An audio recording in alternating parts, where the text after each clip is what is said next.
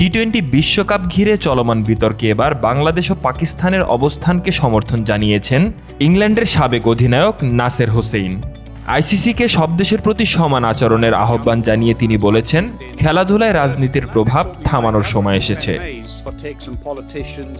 মুস্তাফিজুর রহমানকে IPL squad থেকে বাদ দেওয়ার পর নিরাপত্তা শঙ্কার কারণে বাংলাদেশ সরকার ভারতে দল পাঠাতে অস্বীকৃতি জানায়। এরপর আইসিসি বাংলাদেশকে টুর্নামেন্ট থেকে বাদ দিলে পাকিস্তান সরকার ভারতের বিপক্ষে ম্যাচ বয়কটের ঘোষণা দেয়।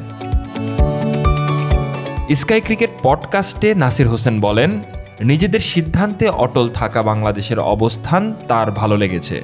একই সঙ্গে বাংলাদেশের পাশে দাঁড়ানো পাকিস্তানের অবস্থানকেও ইতিবাচক হিসাবে দেখছেন তিনি। তার মতে ক্রিকেট প্রশাসনে রাজনীতির প্রভাব কমাতে কোনো না কোনো পদক্ষেপের দৃঢ় অবস্থান নেওয়া প্রয়োজন। আগামী 15 ফেব্রুয়ারি টি-20 বিশ্বকাপে ভারত পাকিস্তান ম্যাচ হওয়ার কথা থাকলেও পাকিস্তানের সিদ্ধান্তে তৈরি হয়েছে অনিশ্চয়তা। আর্থিক দিক থেকেও এটি বড় ধাক্কা হতে পারে আইসিসির জন্য, কারণ ভারত পাকিস্তান ম্যাচ ঘিরেই সবচেয়ে বড় বাণিজ্যিক বাজার তৈরি হয়।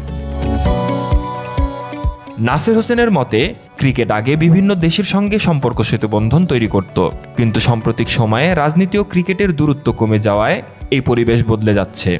খেলোয়াড়দের আচরণেও এর প্রভাব পড়েছে বলে মন্তব্য করেন তিনি। তবে আইসিসির প্রতিও কিছুটা সহানুভূতি দেখিয়ে নাসের বলেন, শেষ মুহূর্তে সিদ্ধান্ত বদল জটিলতা তৈরি করে, কিন্তু ভবিষ্যতে যদি একই পরিস্থিতিতে ভারত পড়ে তখন আইসিসির একই নীতি অনুসরণ করবে কিনা সেই প্রশ্ন তোলেন তিনি।